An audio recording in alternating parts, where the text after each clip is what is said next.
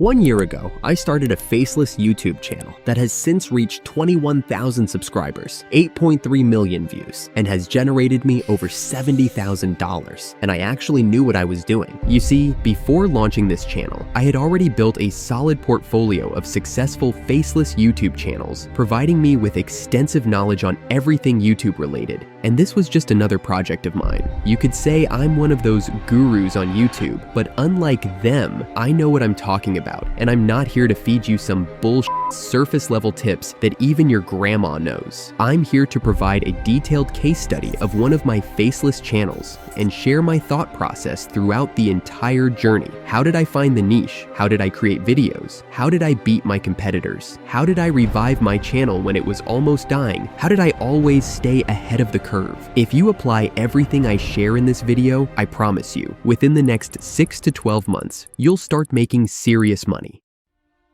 So first things first, here's the channel. As you can see, it had its share of ups and downs throughout its run, and at times, I even had to take some drastic measures to ensure its growth, but don't worry, we will go through and analyze everything together. Now let's take a look at the revenue tab. We can see some huge swings as well, but these days it's still steadily generating me over $200, and sometimes $400 or even $600 in a single day. It all sounds like a dream, right? But it wasn't all sunshine and rainbows. Throughout the year, there were quite a few pullbacks I had to deal with, which led to a lot of stress. So to better understand how I got here, let's take a step back to where it all started.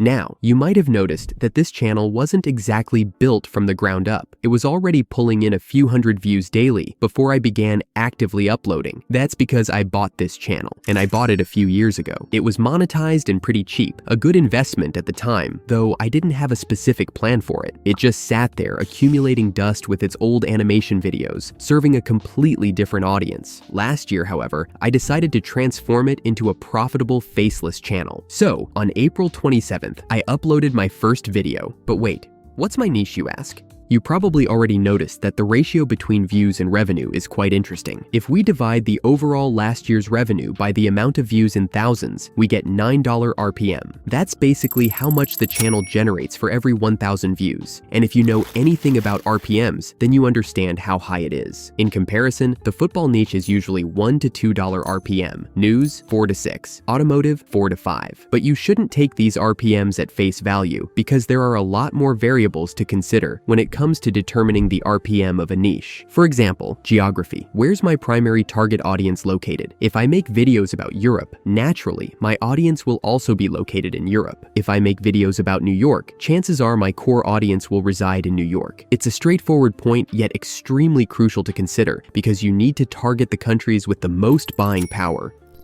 Age. How old is my target audience? If my videos are being watched by young teens or kids, there's a higher chance that my RPM is going to be lower because young people are broke. They're less likely to spend money because they barely have any for themselves. Essentially, they have little to no buying power. Older folks, however, have their lives figured out, 401k plans all set up, and generally are willing to spend more, therefore they're favored by advertisers.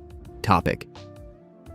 It's no secret that the video topic directly influences RPM. Who would watch videos about how to fix the interior of a motor yacht or some interesting model comparisons except wealthy individuals who are looking to buy one? So if wealthy consumers with deep pockets are watching your videos, advertisers will be willing to pay hefty sums of money for their ads to be placed on these videos, which in return increases your RPM. 70% of my audience are Americans aged 50 to 70 years old, with no specific interests. This has resulted in $9 RPM for my videos, but how did I find this niche? I explained how to assess a profitable niche, but what is there to assess if we don't know how to look for them in the first place? Well, I found mine by using 1 out of 10. It's basically a YouTube search, except on steroids. Now, I'm not saying that you have to use this tool to find profitable niches, but it just makes the whole process so much faster. And I don't care that I'm promoting it. It's a tool that I use, so why shouldn't I? Have you ever noticed those YouTube videos saying how in the past few years, YouTube's search system has gone downhill, like it doesn't work as well as it used to, and yet every faceless content creator is still using it to find inspiration for their next video topic, thumbnail, or title ideas. Let me tell you right now, that's not how you rise above your competitors. This was possible because of 1 out of 10. The way I found my niche was simply by using the surprise button, which reveals a random selection of recently successful YouTube videos on interesting topics. The tool is actually meant to be used for discovering popular video formats, but what most users don't know is that it's just as good at finding profitable niches. To show you that I'm not just talking nonsense, I'll find a few profitable niches with 1 out of 10 in literally a few seconds.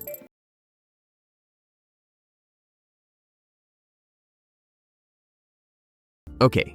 The first niche is basically anything related to planets and the mysteries of space. And there are a lot of ideas you can do with this. You can make documentaries on different asteroids. You can talk about rare events happening in space. You can even branch out towards UFO or Area 51. Then we have 1 in a billion moments in nature, which is a little bit more saturated. I'm not sure if I'd suggest going into this niche right now, but I know for a fact some people are making up to 6 figures a month by creating compilation videos of animal fights, collapsing buildings, natural disasters, etc. Moving on, we have truck crash compilations. This is a high-risk, high-reward niche. First of all, it's hard to follow all YouTube guidelines by making car crash compilations, but if you can somehow manage to slip past that, then this is definitely a profitable niche to get into. Drama gravitating around social media platforms is quite interesting. I haven't heard of anything like it before, and I'm not going to dive too deep here, but I think this one so far has the most potential. Now that you know how I found my niche, feel free to check out the tool for yourself. It's probably going to be linked in the description down below. There are a few more steps involved in validating a new niche, but I'll cover those in my next video. For now, let's move on with the case study. So I uploaded my first 6-minute documentary style video, and on the first day, it reached 89 views. While 89 views might not sound like a lot, for a first video that's actually quite promising, except for the fact that most of these views were just old subscribers who had forgotten that they were subscribed to this channel in the first place. Because again, I bought this channel a few years ago. The video wasn't showing any signs of life for the next few weeks, which was quite disappointing, but then out of nowhere, I noticed a sudden spike in views, and the video finally started gaining some traction. In the end, the video generated over $56, which is not good, but also not terrible, considering that it's the first video on the channel in this niche. If we take a look at the channel's yearly analytics, we can see that it took me 6 videos before I started seeing results. At first, I was gaining anywhere between 5 to 30,000 views a day, uploading around 1 to 2 videos a week. At the time, these were some really promising results. After YouTube finally found my target audience, it was smooth sailing from there on out. The channel was generating around $20 to $80 per day, so for the following few months, if we do some quick maths, that comes at around $2,000 to $3,000 a month. So it felt like the channel was coming along quite nicely, but I wasn't entirely satisfied with the results. You see, I created this faceless channel with the goal of earning way more than just an average monthly salary, so I knew I needed to drastically switch up my strategies in order for that to happen. I started to thoroughly study successful channels in the same niche to find any discrepancies between my channel and theirs. I asked myself, what are my competitors doing that I'm not? Now, what's interesting about 1 out of 10 is that in addition to helping you find profitable niches, it's a perfect tool to spy on your competitors. When you find a video that's relatively in your niche, you then have 2 options: search for similar titles or search for similar thumbnails. By analyzing both of these options, I found a bunch of different ways my competitors were approaching the niche. They all had different angles at creating and packaging the same type of content. In my case, the competitors were first, making way longer videos. Second, in addition to documentaries, they also created compilations. Third, they used a different thumbnail style. And fourth, they uploaded almost daily videos with a few exceptions. Unfortunately, during the time that I was studying my competitors and incorporating new strategies into upcoming videos, I wasn't uploading as much, and my monthly earnings were barely reaching $1,000 a month, which goes to show that consistency is extremely important. Finally, after all the adjustments were set in stone, my new videos skyrocketed, pulling in over $16,000 in 1 month alone. Remarkably, on November 13th, I hit a milestone of earning $1,000 in just a single day. It's a continuous cycle of learning from your past mistakes and improving each time, and this channel was no different. After that insane month, I just kept on repeating the formats that worked for me the most. You can notice that a few months after the initial 16K, there was a steady decline in monthly viewership as well as revenue. I was getting too comfortable and I lost my edge. What happened was that I didn't notice that within my niche, there was a new thumbnail trend sweeping the markets, and that made me lose my balance. I can't stress enough how important it is to stay in touch with all the new trends and outliers within your niche. It's a constant game of chess, and the winner takes home the biggest piece of the cake. As you can see, I managed to come up with a few strategies that brought me back on the map, and so far, I can confidently say that I'm one of the highest earning channels in this niche. At the moment, I have a team that assists with video production. I use a few AI tools to help cut costs, and I constantly stay ahead of the curve by keeping an eye out for any new trends or channels emerging on 1 out of 10. The only reason I'm promoting this tool